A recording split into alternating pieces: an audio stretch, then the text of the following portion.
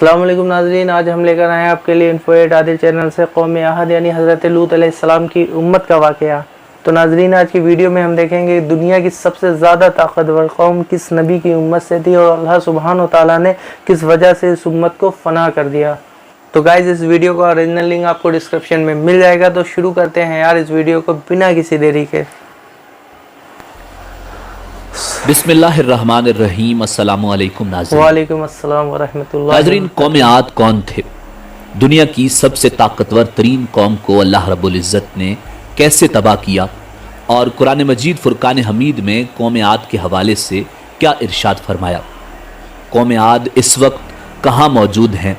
जदीद तहकीक ने किस मकाम से कौम आद के मुजस्मे दरियाफ्त किए? यही हमारी आज की वीडियो का मौजू होगा। और आज हम आपको खजूर के दरख्तों के बराबर कद और मजबूत तरीन जिसामत वाली कौम आद की इबरतनाक दास्तान सुनाएंगे। मगर वीडियो में आगे बढ़ने से पहले अगर आप हमारे चैनल पर नए हैं तो बराए मेहरबानी हमारा चैनल इन्फो8 आदिल सब्सक्राइब करें, जहां आपको बिलखुसूस इस्लामिक हिस्ट्री और बिलुमूम दुनिया भर की मुनफरिद मालूमात पर मबनी वीडियोज़ मिलती रहेंगी। नाज़रीन, बहरे अरब और बहरे अहमर के दरमियान अरब के जुनूब शिमाल में दोनों जानिब यानी ओमान, हिजर मौत, बहरीन और मगरबी यमन तक एक वसी सहरा है जिसे सहराए अल अहकाफ के नाम से याद किया जाता है। इसे सहराए आज़म अद-दुनिया और अर-रबी अल-खाली भी कहा जाता है। अल अहकाफ खकफ की जमा है जिसके लुग़वी मानी रेत के बुलंद बाला और वसी व अरीज टीले के हैं। इस बयाबान सहरा में सफ़र करना तो दूर की बात, इसके अंदर कदम रखने का भी तसव्वुर नहीं किया जा सकता कि मौत की इस वहशतनाक वादी की जानिब रुख करना खुदकुशी के मुतरादिफ है। यही वजह है कि मकामी बद्दुओं से लेकर मुहिम जू सयाहों तक कोई इस सहरा के करीब जाना पसंद नहीं करता। सफ़ेद और बारीक रेत के हज़ारों फिट ऊंचे पहाड़ों में अगर कोई शय फेंकी जाए तो वो लम्हों में गर्क हो जाती है और रेत की सतह पर जुम्बिश तक नहीं होती। ये सहरा अल्लाह बुजुर्ग बरतर की खुली निशानियों में से है और अहले दुनिया के लिए इबरत भी।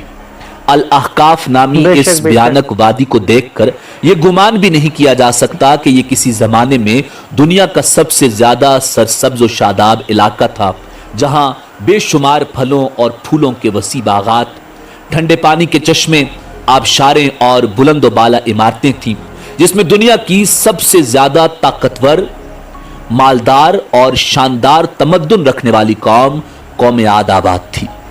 ये दुनिया के सबसे ज्यादा कदावर और जोरावर इंसान थे। दुनिया की इतने ताकतवर लोग अल्लाह ने फिर पैदा नहीं किए, जैसा कि अल्लाह जल्ला शानुहु ने कुरान मजीद फुरकान हमीद में इरशाद फरमाया, इन जैसी कोई कौम और मुल्कों में पैदा नहीं की गई। माशाअल्लाह, माशाअल्लाह। हिजर मौत और नजरान के दरमियानी इलाके अल अहकाफ में कौम आद के, जिसे कौम इरम भी कहा जाता है, 13 कबाइल आबाद थे। कौम आद के अल अहकाफ में रहने से मुताल्लिक कुरान मजीद फुरकान हमीद में अल्लाह रब्बुल इज़्ज़त ने इरशाद फरमाया, ऊद को याद करो जबकि उसने अपनी कौम को अहकाफ में डराया। नाज़रीन, अल्लामा जलालुद्दीन सुयूती रहमतुल्लाह अलैह अपनी तफसीर दुर मंशूर में तहरीर करते हैं कि कौम आद निहायत जोरावर और बहादुर कौम थी। ये बुत परस्त थे। उनके 2 बुतों के नाम हमूद और हब बयान किए गए हैं। इब्न कसीर ने अपनी तफसीर में तीसरे बुत का नाम समद भी बयान किया है। नाज़रीन, आद एक कदीम अरबी कौम है जिसका जिक्र कुरान मजीद फुरकान हमीद में सूरह हूद और सूरह फजर में आता है। इस कौम पर हजरत हूद अलैहिस्सलाम को नबी बनाकर भेजा गया था। जब इस कौम ने शिर्क और बुत परस्ती तर्क न की तो अल्लाह रब्बुल इज़्ज़त ने अजाब नाजिल करके इसे तबाह कर दिया।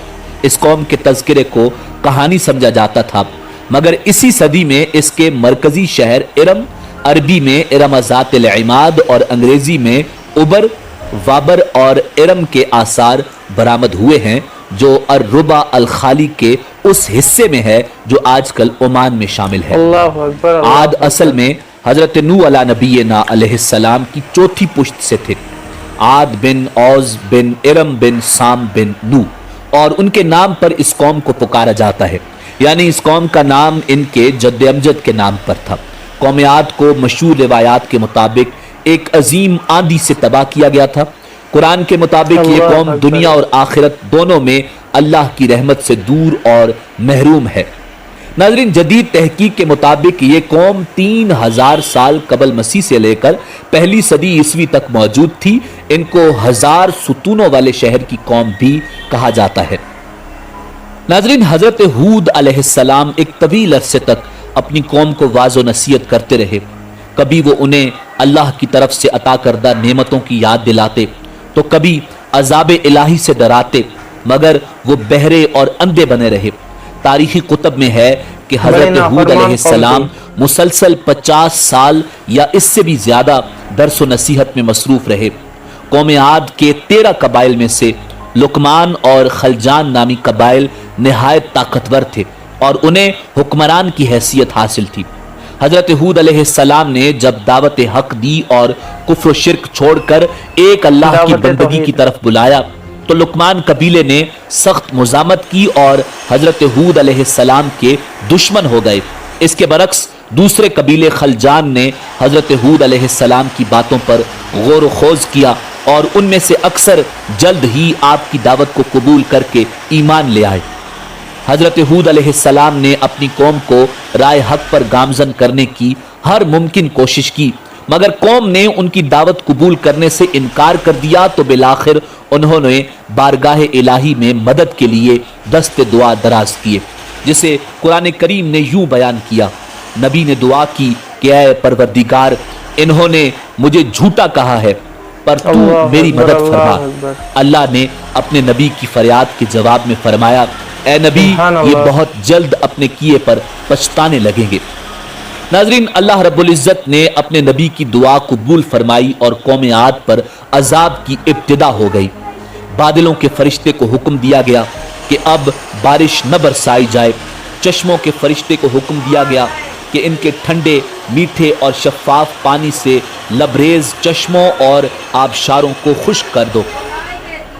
नाजरीन, रिवायात में आता है कि देखते ही देखते उनके सरसब्ज और शादाब खेत व खलियान सूखने लगे और मवेशी मरने लगे, यहाँ तक कि लोग पीने के पानी तक को तरसने लगे। कसीर तादाद में पैदा होने वाले फल और अनाज नापैद हो गए।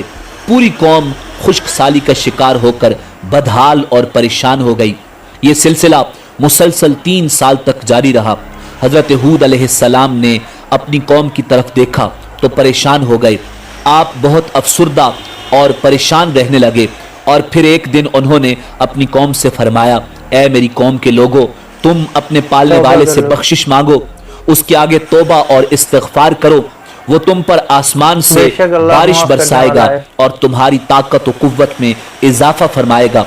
और देखो, गुनहगार बनकर रूगर्दानी न करो। कुरान करीम और अहादीस मुबारका में तौबा और इस्तिग़फ़ार के बड़े फ़वाइद बयान किए गए हैं। नाज़रीन, इब्न माजा और अबू दाऊद में हदीस मुबारका है कि जो पाबंदी से इस्तिग़फ़ार करता है, अल्लाह रब्बुल इज़्ज़त उसके लिए हर फिक्र से कुशादगी और हर तंगी से रास्ता बना देता है और उसे ऐसी जगह से रोजी देता है जो उसके वहम गुमान में भी नहीं होती। बहरहाल हजरत हूद अलैहिस्सलाम के लाख समझाने के बावजूद उस कौम पर कोई असर न हुआ, बल्कि निहायत ढटाई का मुजाहिरा करते हुए कहने लगे कि हम मैज़ तेरे कहने पर अपने आबाओ अजदाद के और अपने उन माबूदों को नहीं छोड़ सकते जो हमारे आबाओ अजदाद से चले आए हैं।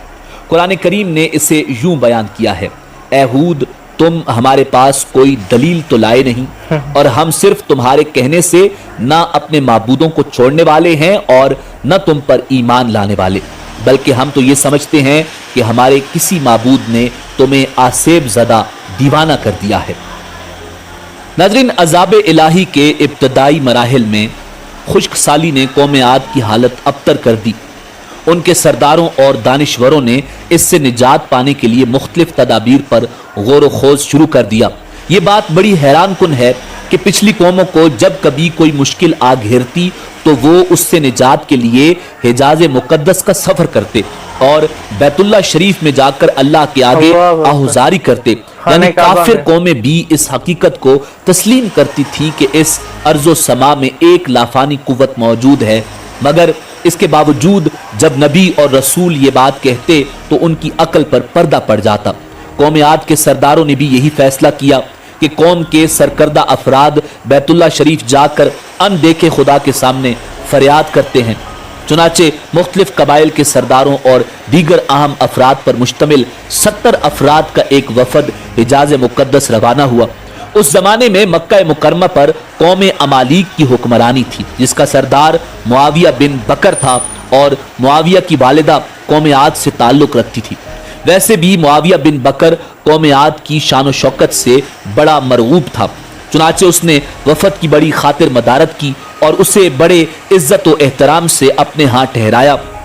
تبری کی روایت ہے کہ اس وفد میں 2 افراد مرشد بن سعد اور لقمان بن لکیم صاحب ایمان اور حضرت ہود علیہ السلام کے پیروکار تھے۔ غالباً ان کا تعلق قبیلہ خلجان سے ہوگا۔ ان دونوں کے علاوہ باقی سب کافر اور بت پرست تھے۔ معاویہ نے ان کے اعزاز میں رقص و سرور کی محافل کا اہتمام کیا اور تقریباً 1 ماہ تک یہ لوگ اپنے آنے کا مقصد فراموش کر کے عیش و عشرت اور شراب و شباب کی محافل میں مدہوش رہے۔ جب ان کا قیام طویل ہو گیا تو معاویہ بن بکر کو ان کے واپس جانے کی فکر لاحق ہوئی۔ کافی سوچ بچار کے بعد اس نے ناچنے گانے والیوں کے ذریعے چند اشعار کی صورت میں انہیں ان کے آنے کا مقصد یاد کروایا، جس پر وفد کو ہوش آیا۔ تاریخی کتب میں درج ہے کہ اس موقع پر وفد میں شامل مرشد اور لقمان نے ایک بار پھر انہیں سمجھانے کی کوشش کی، جو کچھ حضرت ہود کہتے ہیں اس پر ایمان لے آؤ، مگر وہ نہ مانے۔ وفد بیت اللہ شریف گیا اور بارش کی دعائیں مانگنی شروع کر دی۔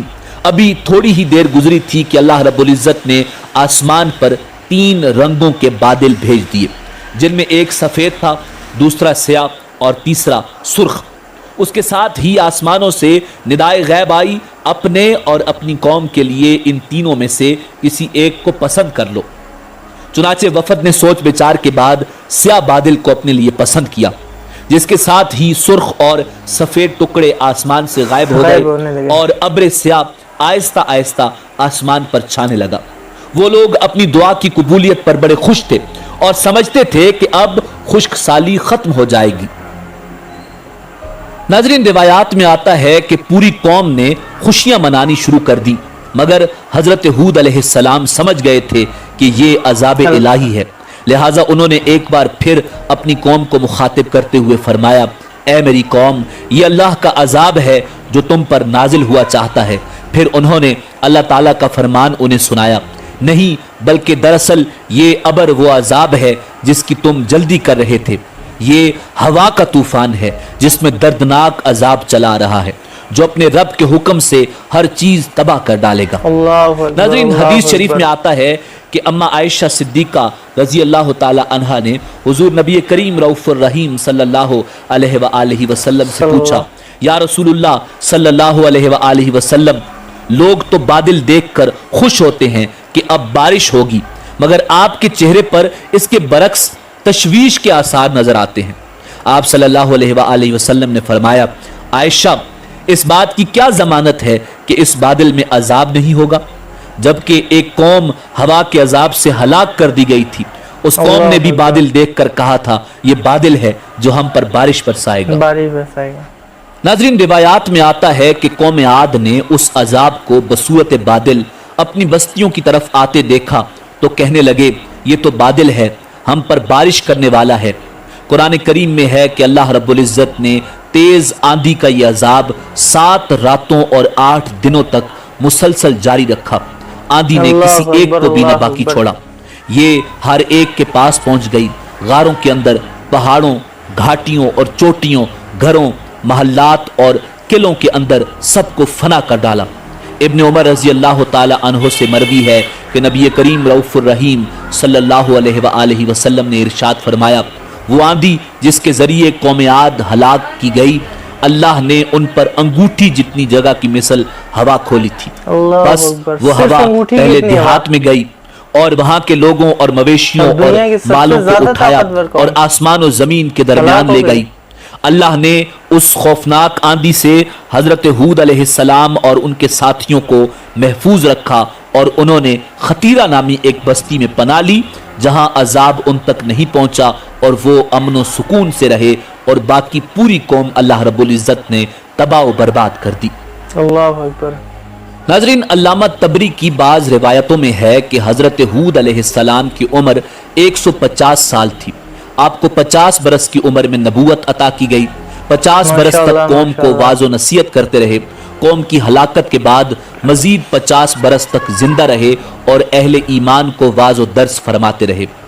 तारीखी कुतुब से पता चलता है कि हजरत हूद अलैहिस्सलाम का मज़ार हिज्र मौत के एक मकाम पर है, जहां अरब के हिज्र मुख्तलिफ मौत। हिस्सों से हजारों की तादाद में लोग जमा होते हैं, अगरचे ये कब्र तारीखी तौर पर साबित नहीं।